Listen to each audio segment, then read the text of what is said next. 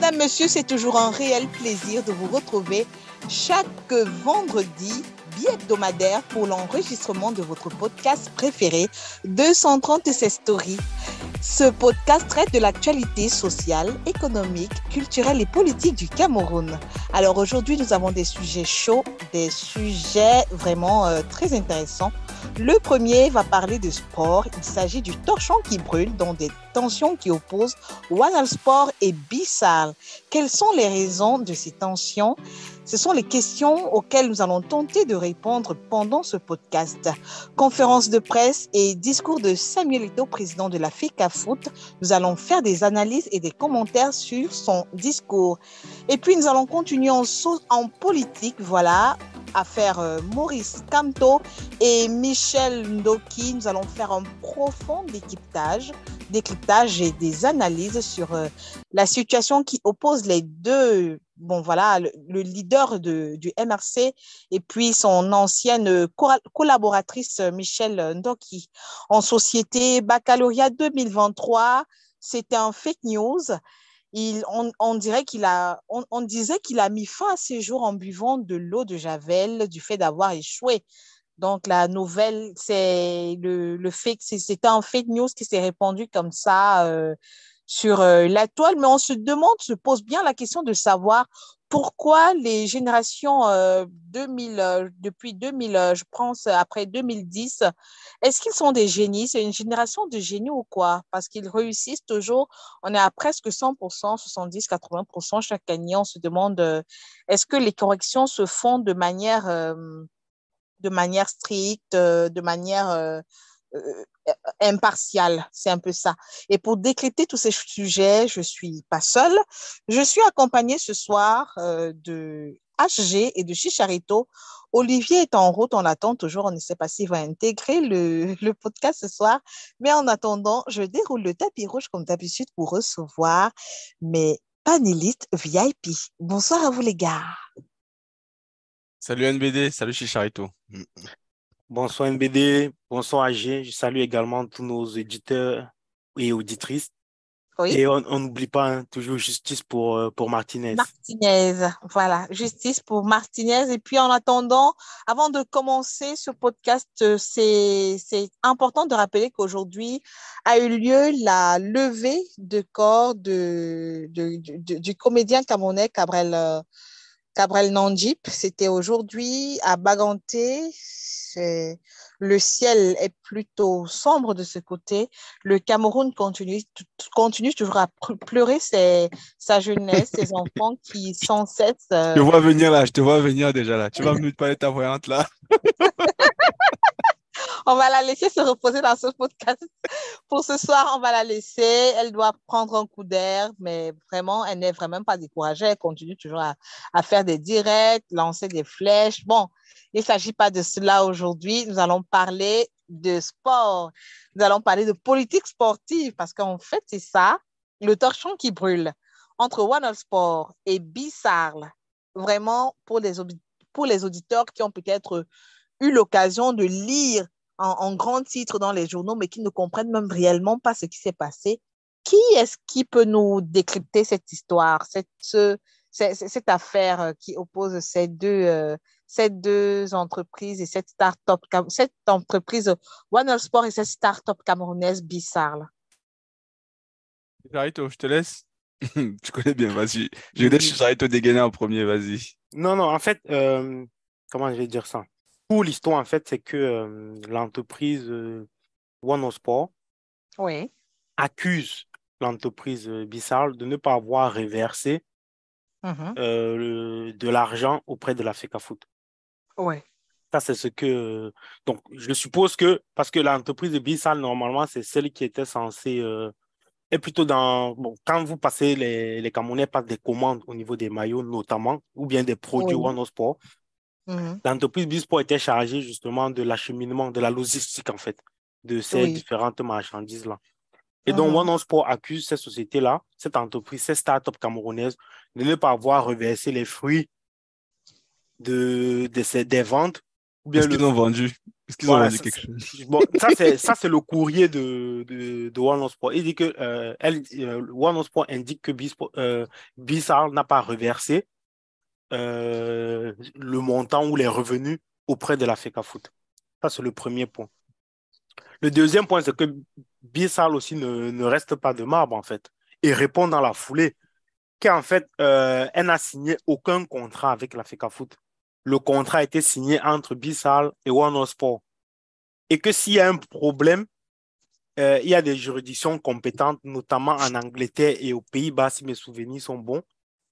Et cette entreprise indique à juste titre qu'à date, il n'y a aucun procès en cours dans les juridictions de ces différents pays. Et donc, voilà le débat. En tout cas, voilà le débat, le décor qui est planté. Ce qui m'interpelle, moi, c'est que dit la FECAFOOT dans cette affaire? En fait, il y a One Sport, il y a un contrat. Est-ce qu'ils ont dit quelque chose? Ils n'ont rien dit, non? Justement, à date, je n'ai pas encore lu une communication de la FECAFOOT à ce sujet. Et c'est ça qui m'interpelle, moi. Pourquoi la FECAFOOT ne dit rien? Et tout ça nous ramène en fait à la genèse de cette histoire. Quand au début, de mon point de vue, j'avais dit que c'était une société de blanchiment d'argent. Je parlais ainsi comme ça de One Sport. Et que c'était un contrat qui pour moi n'était pas très clair, lisible et qui n'était même pas compréhensible de la part des Camerounais. Même le président de la FECAFOOT, quand il est passé à Canal 2, si mes souvenirs sont exacts, dans son entretien, n'a pas réussi à nous expliquer clairement les contours de ce contrat. Et aujourd'hui, quand je vois ça, honnêtement, je ne suis pas surpris. Donc, voilà un peu grosso modo ce que je peux dire d'entrée de jeu sur ce sujet. Ok, Bisport n'a effectué aucun versement ni sur les comptes de la FECAFOOT, ni sur les comptes de One All Sport. C'est vrai, il y a un silence qui prête à confusion. Parce que One All Sport, ils ont fourni les maillots à Bisport, là. Ils ont fourni les maillots à Bisport. Ils fournissent, donc Bisport est chargé de la logistique, donc Bisport est chargé d'acheminer les maillots vers la FECAFOOT et peut-être vers les équipes camerounaises. Mais là, je ne sais pas, moi je ne connais pas les. Non, mais moi, je vais attaquer dans le dur là et tout ça. Là-dedans, le responsable, c'est qui? Au final, le responsable de tout ce trifatoï qui se passe là, il se cache maintenant et tout, c'est qui? On l'entend plus parler. C'est notre cher président de la FECAFOOT que fraîchement élu et tout ça est monté sur ses grands sabots pour dire ouais, on va casser le truc avec Puma. On a signé un gros contrat avec One Sport, une entreprise que personne ne connaît, qui n'a jamais équipé personne nulle part. On lui demande les clauses du contrat, qu'est-ce qui a été signé, il ne dit pas, il ne montre pas, on ne sait pas. Et maintenant que la situation se tend, vu que maintenant cette société-là, je ne sais pas sur quoi elle basait, puisque c'est évident que les Camerounais n'achètent pas les maillots, donc que c'était un investissement un peu foireux, quoi, Oui. qui n'ont pas de repoté. Les autres marques historiques qui prenaient le Cameroun, là, les Coq Sportifs, les Puma et tout ça, moi, je pense qu'ils ne gagnaient pas forcément de l'argent là-dedans. C'était plus de l'image ou je ne sais pas quoi et tout, parce qu'ils en font tellement ailleurs. Nous connaissons très bien où notre ancien équipementier Coq Sportif, c'était Coq Sportif. Donc, c'était Oui, pas Coq Sportif. il y a Coq Sportif et Puma. Il y a Puma. Donc là, on nous ramène une compagnie. On sait bien où cet équipementier avait échoué. Vous vous souvenez souvent que lorsque les joueuses, excusez la tautologie, et les joueuses, les filles jouaient les Lions Indomptables. Ouais, mais excuse-moi, ça, je vais te couper, ça, je vais te couper, NBD, ça, c'est de la foutaise. Les tailles de maillot. Ça arrive tout le temps, même dans les grandes fédérations, dans les grands clubs, il y a des joueurs, ça peut arriver que le maillot ne tient pas. Et je veux dire, on va mettre une exigence pour ça, là. On n'est même pas une exigence. Enfin, je veux dire, si c'est vraiment ça qu'on va reprocher à Coq Sportif, que la taille ne suffit pas, c'est exagéré. Ça arrivait combien de fois, ça? Enfin, je veux dire, pour moi, est-ce que la FECAFOOT avait fait son travail de donner les bons maillots, les bonnes tailles? Ça, vous ne savez pas ça. Ça se trouve, on ne l'a jamais fait.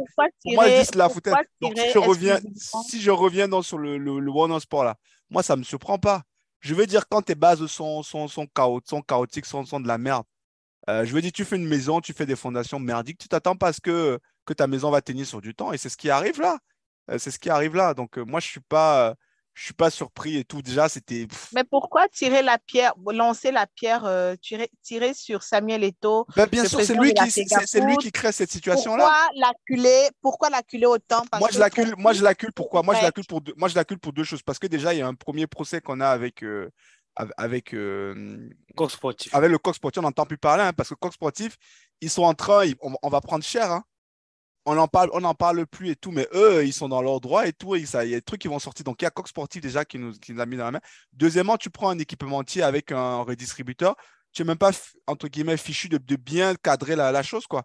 Pourquoi on se retrouve dans cette situation-là? On ne peut pas exclure la FECAFOOT là-dedans. On ne peut pas. C'est la FECAFOOT qui a choisi le bill, là, non? Je ne sais plus quoi, là.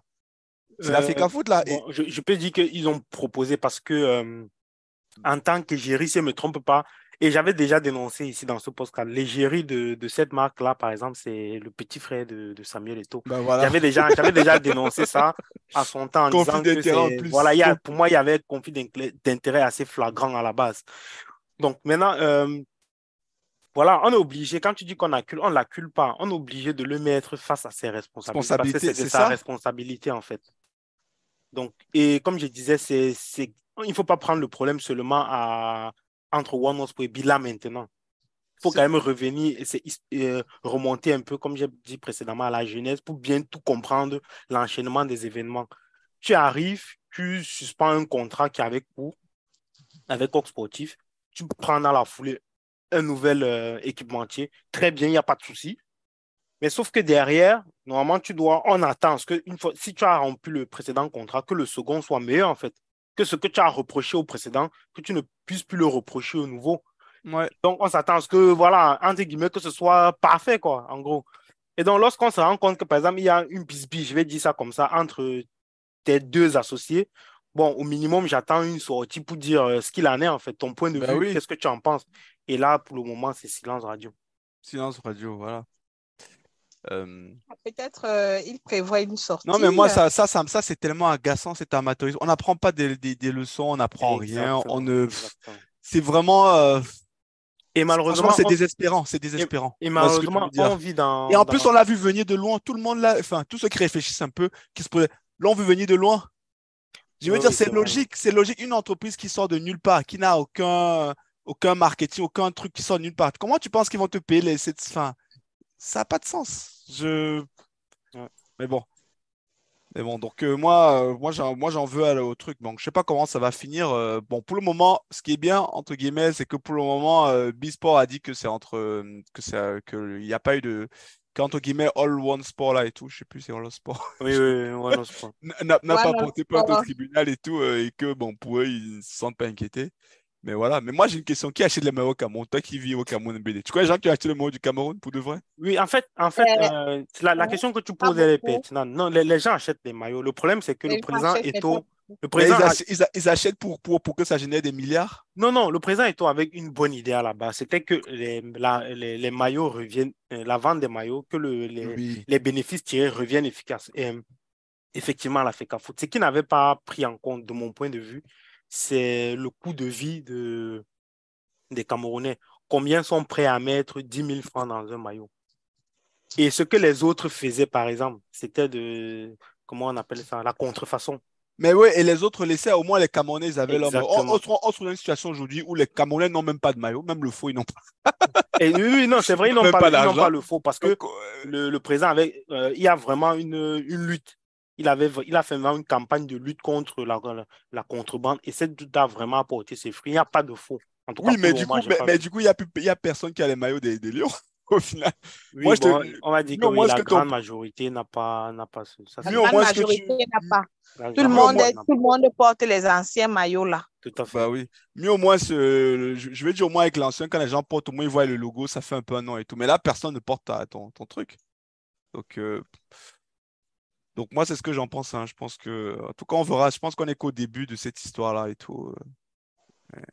Je pense qu'on est qu'au début, mais là, il y a pour entamer le deuxième sujet, il y a ce discours qui a été prononcé lors de cette conférence de presse qu'il a donnée. Ben, ça a fait couler beaucoup d'encre et de salive. Samuel Eto'o, je ne sais pas.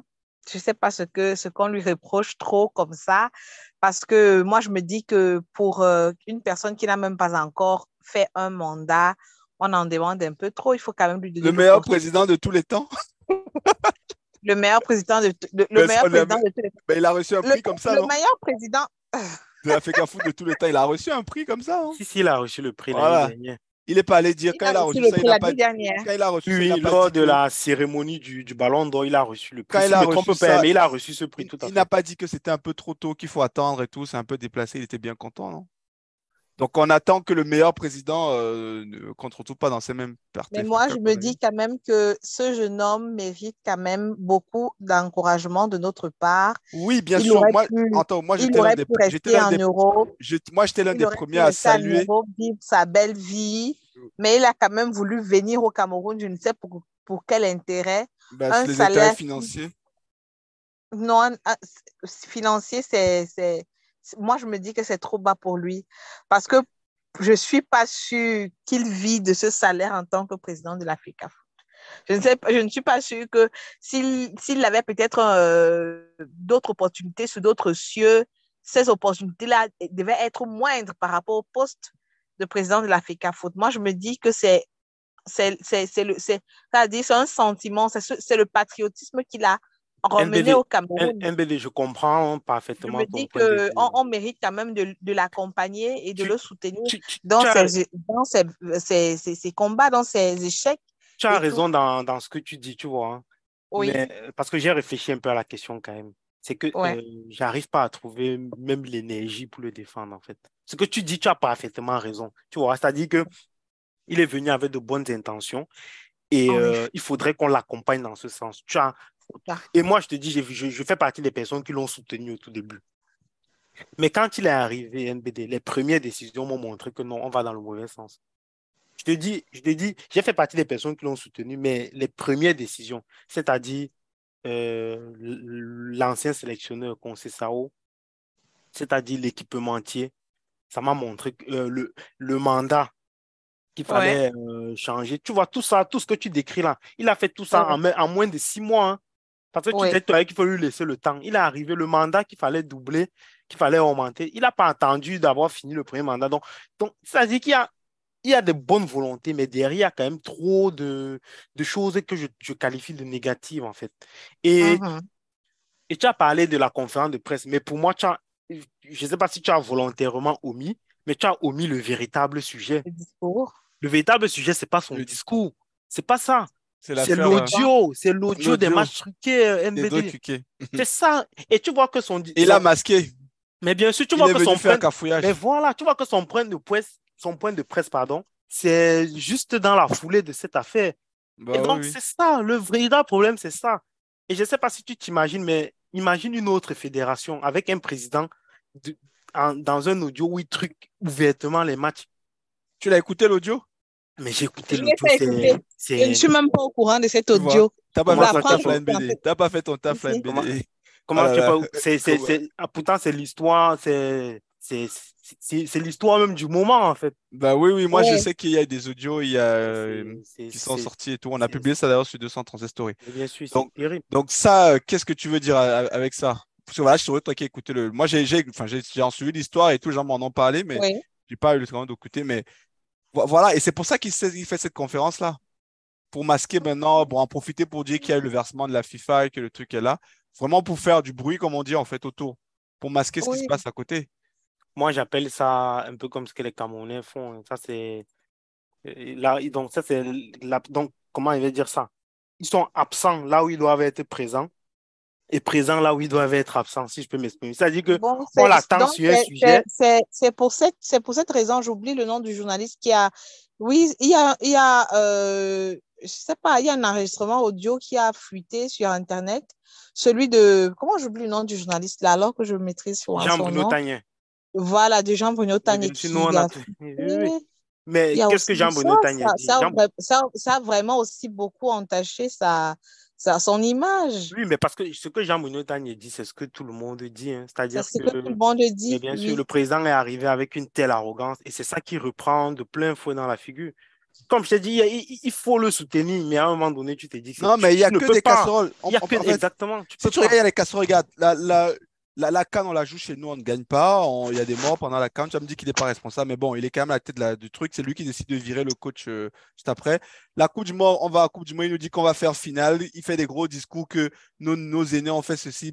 Il a joué au niveau, il sait bien que ce n'est pas possible, mais il fait de la démagogie pour qu'on parle encore de lui, qui est toi et ça. Voilà. Finalement, au résultat des courses, on sort dernier de la poule.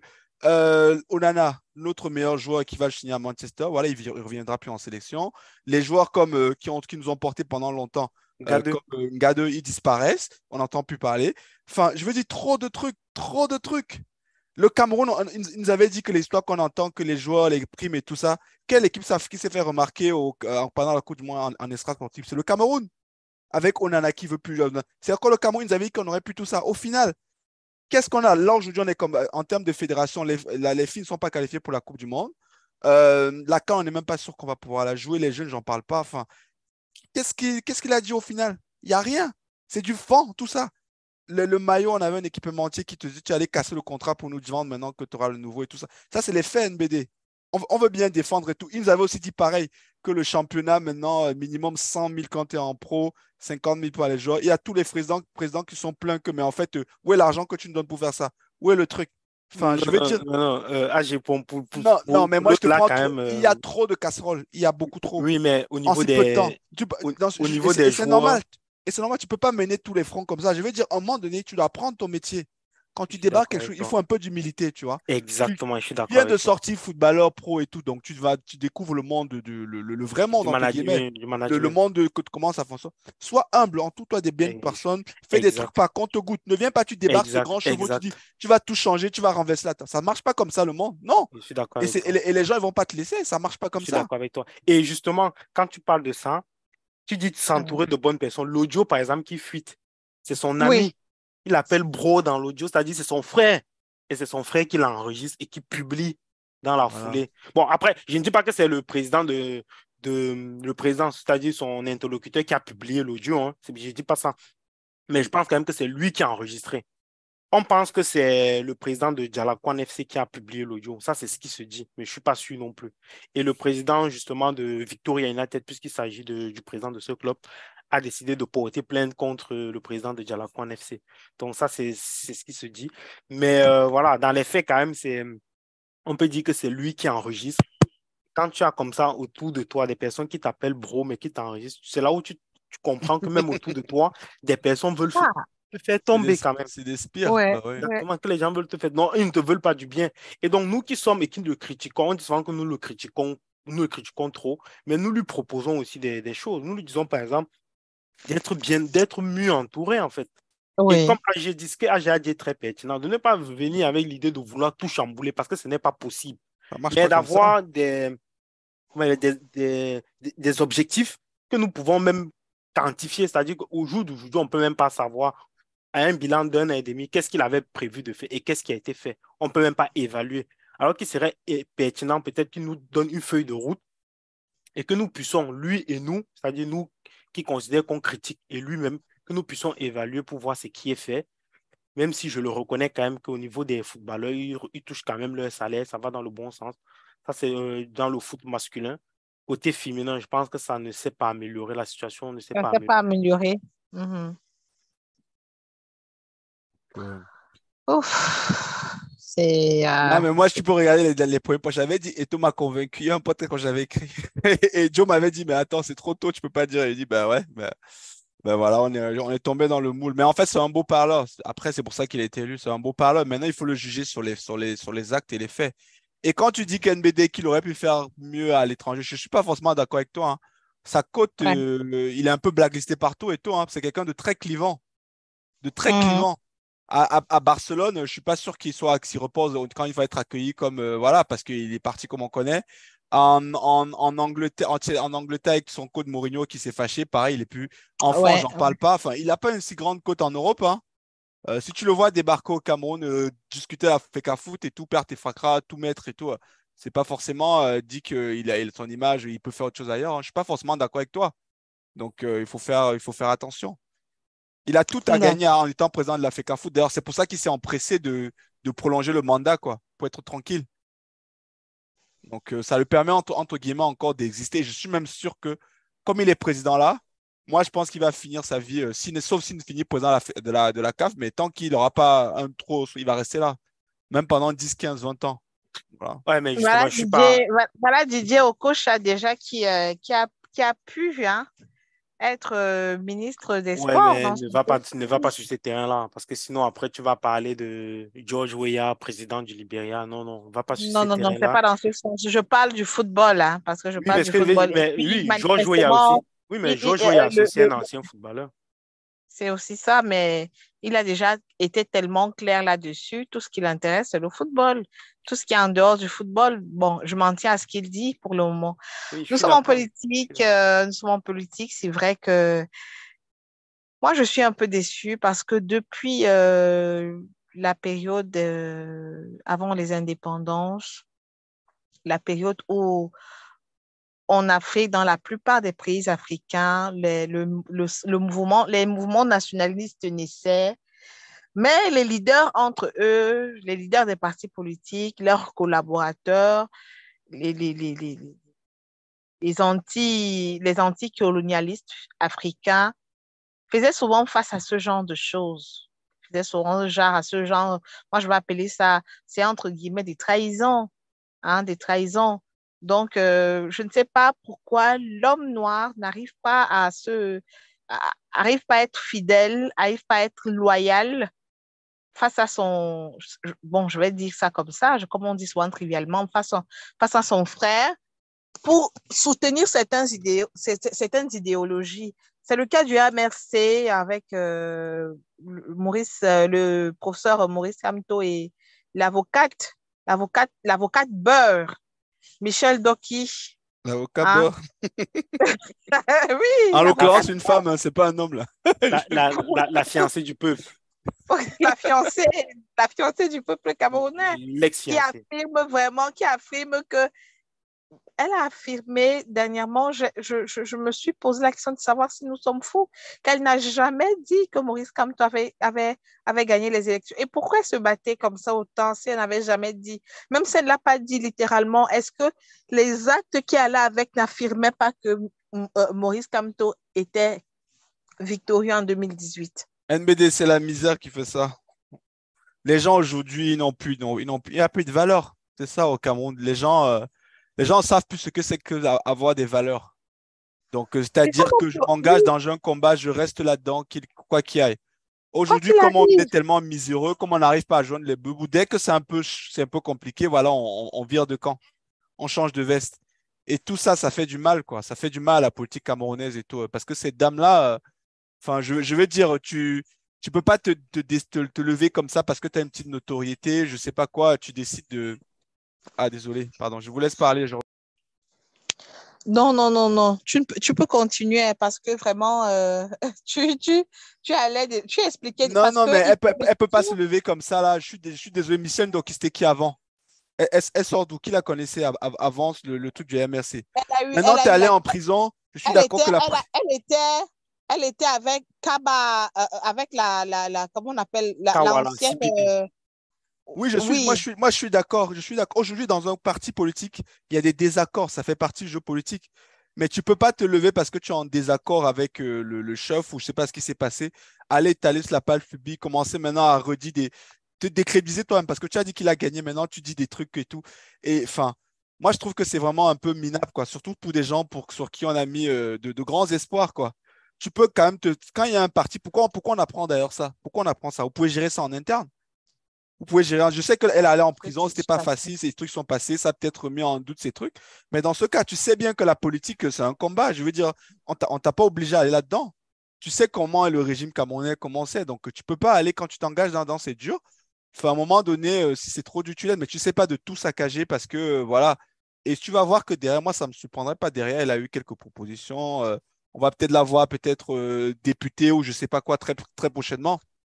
Peut-être. Peut-être c'est un moyen de déstabiliser complètement le MRC pour parce qu'au final, l'élection de 2020. au final, moi, je ne suis pas un sympathisant de MRC, je ne serais pas tout. Mais le peu que j'ai lu, en fait, tous les gens qui sont MRC, ils approuvent son départ. Tout à fait. Même, j'ai lu je crois, c'est quoi, il s'appelle Ekanga et tout ça, je ne sais plus qui là. J'ai lu un peu ce qu'il a écrit et tout.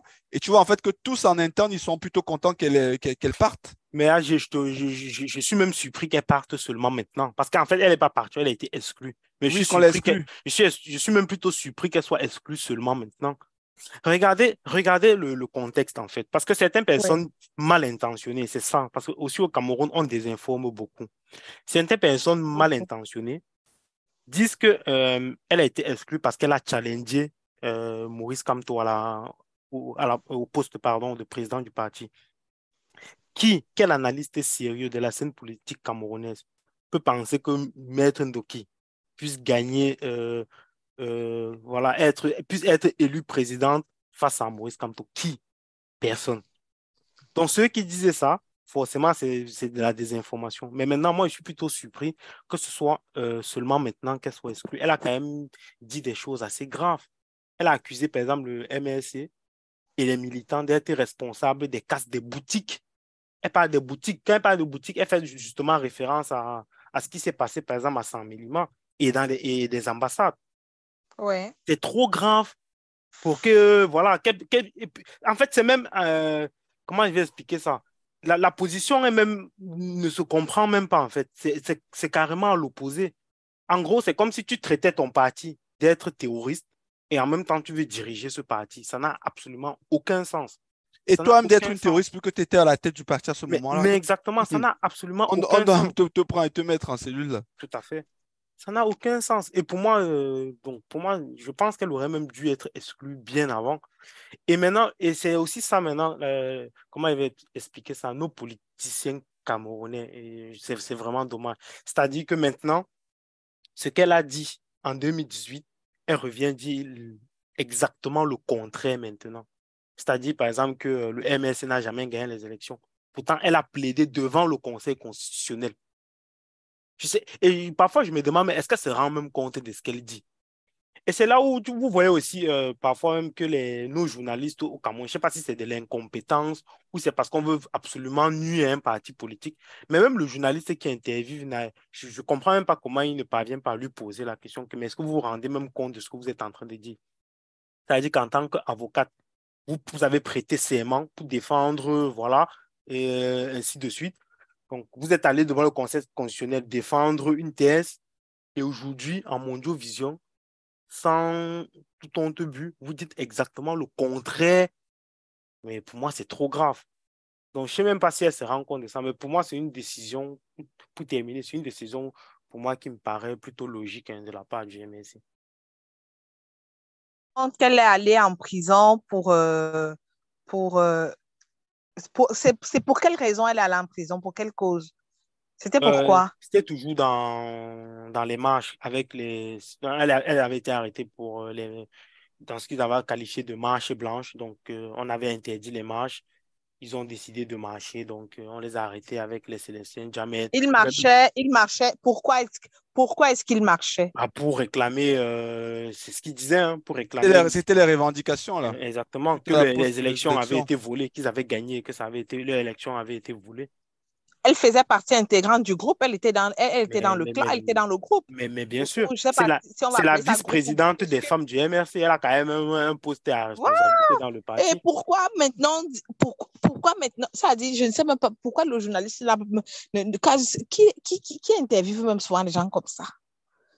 C'est la question. Si c'est arranger les interviews, hein. Ils doivent dire à l'avant, me posez pas ça, ça, ça. Et Oui. Et comme le journaliste, il est prêt à se corrompre pour avoir la personnalité phare du moment, il accepte aussi. Les journalistes aussi doivent dire non, j'accepte pas, voilà. Mais bon, les journalistes, comme ils veulent pouvoir avoir comme tu dis, avoir la personnalité phare qui a fait l'actualité, ils acceptent. C'est ce qui se passe en fait. Mais c'est aller plus loin. Elle a eu un entretien exclusif à Canal 2. Par contre, je n'ai pas regardé l'entretien. Hein, parce que pour moi, quand on arrive à ce niveau de personnalité politique, pour moi, ça ne vaut pas la peine. Tout simplement, ça ne vaut pas la peine. Quand tu te décrédibilises à ce point, pour moi, c'est ridicule, en fait. C'est honteux, c'est honteux, C'est honteux. c'est honteux. Et après, ça traîne encore une fois le Cameroun dans ce qu'on appelle la République des buzz. Parce que tu vas voir que d'ici la semaine prochaine, plus personne ne parlera d'elle, hein. Donc, on est dans une Ouais, elle République va des finir buzz. influenceuse aussi maintenant. Elle va finir influenceuse. Tu vois, bientôt sa chaîne va sortir. Influenceuse des avocats beurre. Elle sera avocate Lolo. Non, mais c'est Parce que vraiment triste, quoi. C'est vraiment son pathétique. comportement témoigne vraiment c'est-à-dire de son ingratitude, c'est-à-dire le caractère déloyal de la personne, l'ingratitude et tout c'est-à-dire tout ce qui va avec, c'est pas bien. Mais en fait, C'est quel est pas le différent avec le président du parti? Ça, tout le monde le conçoit, il n'y a pas de souci. Mais les militants, tu sais quand même que dans ce qui s'est passé en 2018, tu as quand même entraîné des milliers de personnes dans cette histoire. Tu ne peux pas aujourd'hui Oui, venir comme ça dire que voilà, tout était faux. Pour moi, c'est même criminel de faire ça, en fait. Donc, je sais, honnêtement, je sais pas. Je sais même pas si elle se rend compte de ce qu'elle fait, hein, tout simplement. Bon, je souhaitons sais lui quand pas. même bonne chance dans sa nouvelle carrière. Je sais pas ce qu'elle Dans veut. sa nouvelle carrière, Je sais pas ce qu'elle mais veut je faire pense plus pas, tard. je pense que vraiment tout ce qu'elle fait, je ne lui souhaite pas tout ça, mais je pense quand même que tout ce qu'elle fera par la suite, ça sera du pipeau, ça sera rien.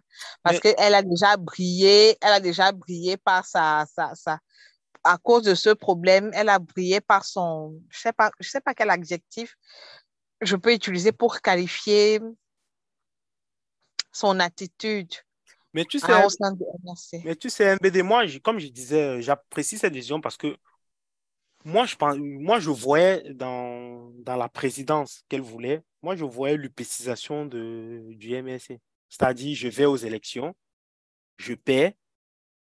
Ensuite, je fais comme avec l'UPC, je vais voir le MINAT et je sais pas quoi.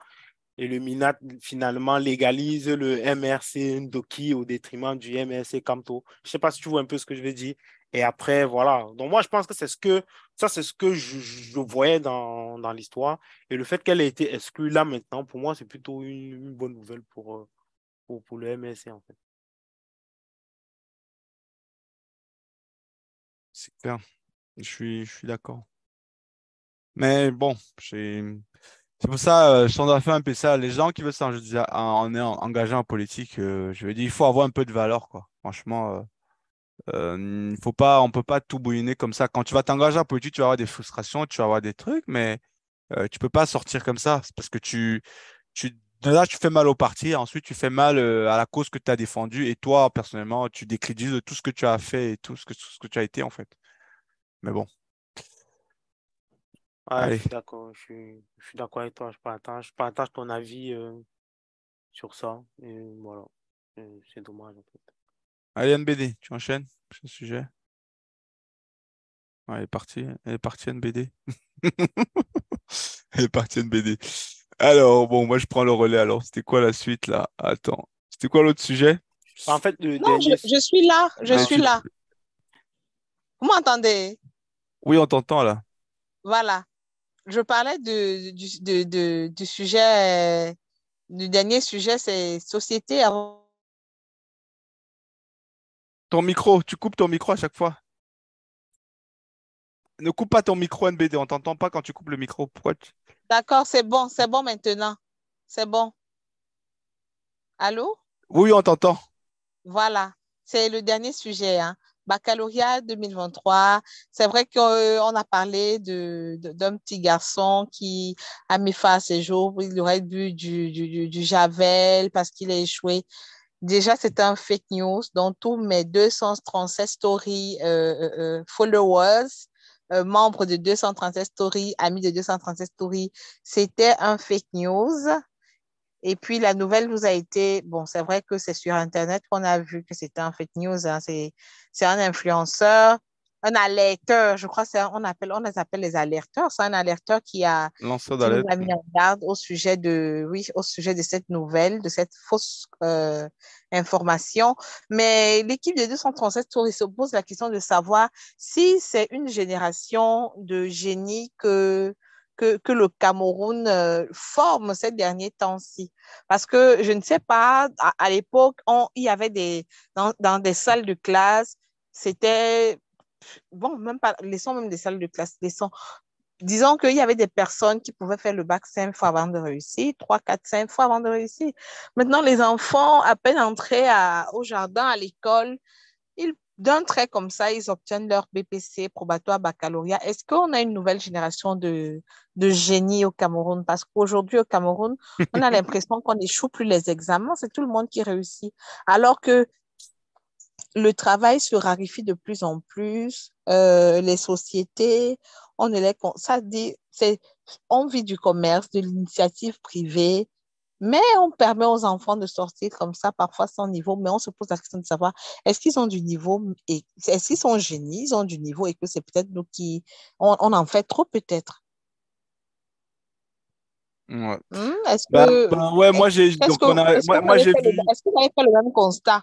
Non, moi bon. Je Bon, voulais c'est vrai qu'il y savoir. a un peu c'est un gros paradoxe un paradoxe qu'il y a, quoi. Parce que moi, j'ai vu les Ouais, résultats du bac et tout avec les taux. Il n'y a pas une région qui est en dessous de 50%. Donc voilà, c'est plutôt oui, bien.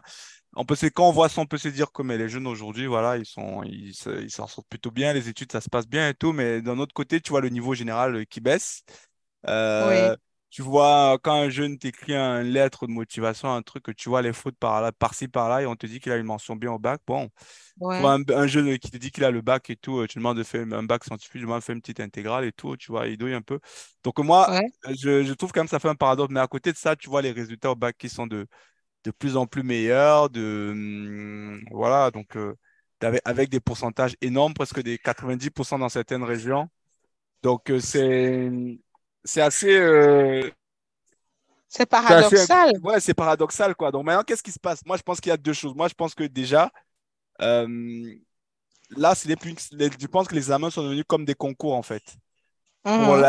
par rapport au contexte qu'on passe. Et en plus, qu'on voit, c'est la région du Nozo qui est première. Donc, moi, ça me paraît quand même bizarre. Une région où il y a la guerre, où les gens n'ont pas pu étudier, mais c'est quand même eux qui finissent premiers et tout ça. Donc, bon, tu te dis que peut-être que le gouvernement a demandé de laisser la laisse un peu pour contenter les familles, voilà, pour moins mettre la pression, moins créer des conflits ou du ressentiment. Donc moi, je pense qu'il y a un peu de ça. Je pense que le gouvernement aujourd'hui, ils ont dû, je pense qu'avant, dans les années 2000, 2010 en descendant, les encadreurs, ils étaient vraiment, enfin ceux qui étaient des anciens, ils étaient plutôt impartials, entre guillemets. Oui, T'as pas la moyenne, t'as pas la moyenne. Tu dois faire ton bac 10 fois, tu vas le faire 10 fois, il n'y a pas de problème. Mais aujourd'hui, je pense que c'est devenu comme un concours qui se dit qu'il faut un taux minimum, quoi, tu vois. oui. Donc, si on se rend compte qu'il y a moins de 20% qui ont le bac qui ont la moyenne, ils vont baisser, ils vont aller prendre à 7, à 8, à 9, voilà. Est-ce que c'est forcément mauvais? Je ne sais pas, parce qu'il y a des gens qui vont te dire que le bac, il sert à quoi? Il y a des gens qui ont passé 5 ans à passer le bac pour finalement, quand ils l'ont, ça les a gâché leur vie et finalement, ça ne les sert à rien au final. Donc, c'est un vrai débat de société qu'il faut, voilà, euh, il faut peut-être voir. Est-ce que ça a une réelle utilité? Est-ce que c'est au final, c'est pas mieux qu'on donne le bac là à tout le monde, comme ça on ne freine personne? Moi, je sais pas. Honnêtement, je sais pas parce que effectivement, ça sert à quoi de laisser un enfant qui est peut-être pas fait pour l'étude le faire redoubler 4, 5, 6 fois, lui faire perdre confiance en lui, le faire tout. Finalement, quand il a il lance son petit commerce à côté, il arrête les études et tout. Voilà, ça aurait servi à quoi? Sachant que dans les pays développés comme en France et tout, voilà, les taux sont aussi plutôt très élevés, mais c'est différent quand même parce que le niveau aussi baisse, mais quand même, bon, je suis pas sûr, ils ont quand même la moyenne au final. Peut-être parce que le niveau aussi est bas et tout. Donc c'est un vrai paradoxe en fait. Et moi, ouais, c'est ce que j'en pense, hein, que Je te je sais pas. trouve, Parce qu'à l'époque, je, je te trouve moi, j'avais des assez clément camarades. avec le bac français parce que là, quand on parle du bac camerounais, je trouve que le bac français à côté, c'est affligeant. Tu parles du nouveau bac français ou du Euh, nouveau bac? on Ça, parle c'était du bac, avant, hein. on parle du bac français et comme on parle du bac camerounais, on ne parle pas d'avant ou après, on parle du bac de manière générale. Non? Pour moi, le bac français, c'est affligeant. Donc, on ne peut même pas comparer les deux. Est-ce que tu sais, par exemple, que le bac français, cette année, NBD, par exemple, c'est au niveau comment on appelle ça, des contrôles continus. C'est-à-dire qu'avant d'aller composer l'examen du bac, l'enfant sait déjà s'il a son bac ou pas, par exemple. Ouais. Donc pour moi, c'est même pas comparable. Donc maintenant, donc pour moi, le niveau du bac camerounais est largement supérieur. Maintenant, Non, on mais tu peut parles que- de quel? Tu parles du nouveau bac là, chez Charito? je parle par exemple du bac de cette année. Ouais. La réforme du bac. Mais moi, c'est pas le niveau. Moi, je pense que moi, je me plains pas du niveau. Je pense que les épreuves qu'on donne sont peut-être compliquées. Mais est-ce que les gens ont la moyenne? Est-ce que le gars qui a le bac et tout, il a réellement la moyenne? Est-ce que c'est pas un gars qui a peut-être. Le gars qui a 10 là, 0,0, est-ce qu'il a pas peut-être un 7 de moyenne? On a ajusté partout pour que ça fasse 10. C'est ça ma question. Est-ce que les jeunes, ils réussissent vraiment ce truc-là? Bien sûr. Et je réponds en disant que quand on a les jeunes, moi j'ai les petits qui sont venus faire les études à l'étranger et je vois leur niveau. Le niveau n'est pas faible. Je dirais même c'est tout le contraire en fait. Donc, Ouais. on a un bon bac. Maintenant, la question que tu posais, pour moi, c'est pas vraiment, comment je vais dire ça? Je sais pas si on va vraiment critiquer le niveau du bac, mais ce que je peux critiquer par contre, c'est la délibération. À quel moyen on délibère? À notre époque, on savait à peu près à quel moyen on délibérait. C'était connu, c'était officiel. Aujourd'hui, je ne sais pas. Ouais. Je ne sais pas, par exemple, cette année, à combien. C'est pour ça que j'ai dit que je pense que c'est un concours maintenant. C'est pour ça qu'ils ne communiquent plus. Voilà, donc ça, je ne sais pas. Et effectivement, on peut se poser la question quand on parcourt un peu les réseaux sociaux, on voit nos jeunes avec 3 phrases, 10 fautes. On peut quand même aussi s'interroger du réel niveau. Ça, c'est vrai. Hein. Par contre, je suis tout à fait d'accord avec ça. On peut quand même s'interroger sur le réel niveau. Mais j'ai quand même envie de dire que de manière générale, nos personnes qui sont formées au Cameroun, je pense que la formation est quand même plutôt bonne. Je prends par exemple de mes connaissances que j'ai même à l'étranger. Quand l'enfant, par exemple, dérive un peu, entre guillemets, quand il va un peu du mauvais côté en Occident, on le renvoie au Cameroun. Mais moi, je voulais pas faire. C'est bien la comparaison que tu fais avec la France, oui, mais moi, c'était plus par rapport aux générations de Camerounais. C'est ça ma question. Ah oui, non, mais. Moi, c'est ça que je parle. Parce que moi, je dis, par exemple, dans les années 2010, 90, tout ça, le bac, les taux, c'était souvent le moins de 50%. Ah oui, ok. Voilà. Excuse-moi. Pourquoi maintenant, on a des taux de 90%? Qu'est-ce qui s'est passé? C'est ça ma question. Excuse-moi, non, mais excuse-moi. Sur ce plan-là, je te rejoins. Et je pense que oui, le bac au niveau des générations, non, ça n'a rien à voir. C'est pas pareil. Quand j'échange avec mon père, par exemple, quand il me parle du bac de leur époque, ça n'a rien à voir avec notre bac à nous. Et le bac que j'ai eu, ça n'a absolument rien à voir avec le bac que mes petits frères ont maintenant. Mais du coup, et quand tu vois même un vieux qui t'écrit aujourd'hui, il t'écrit bien sans faute, il te fait des trucs et tout, alors que les taux étaient bas, les taux de réussite étaient bas. Pourquoi aujourd'hui les taux sont énormes? C'est ça, moi, c'est la question. C'est une bonne question que tu poses. Et c'est justement pour ça que on parle toujours de nos gouvernants. On attend toujours qu'ils nous expliquent parfois, même au niveau de l'éducation nationale. Exact. Voilà, qu'est-ce qui justifie? Voilà, bon, malheureusement, on n'a pas d'informations. Donc, je te rejoins sur ce plan-là. Et yes. je me demande aussi, est-ce que c'est pas parce que, bon, on s'est dit que ça sert à rien de les bloquer au niveau du bac? Peut-être que si on les laisse, ils vont arriver au niveau de la fac et le tri va se faire naturellement. Peut-être c'est ça aussi, je ne sais pas. Mais sachant qu'on a quand même aussi un autre examen qui s'appelle le probatoire, qui normalement lui aussi est déjà très sélectif à la base. Donc, c'est une très bonne problématique. Et, moi, j'aimerais bien savoir. Il faut qu'on invite un jour quelqu'un de l'enseignement supérieur pour qu'il nous dise réellement qu'est-ce qui s'est passé, pourquoi le niveau d'un coup le niveau a augmenté. Bon, écoute, NBD est parti. Donc, on va s'arrêter là pour ce soir. Écoutez, chers abonnés, merci de nous écouter.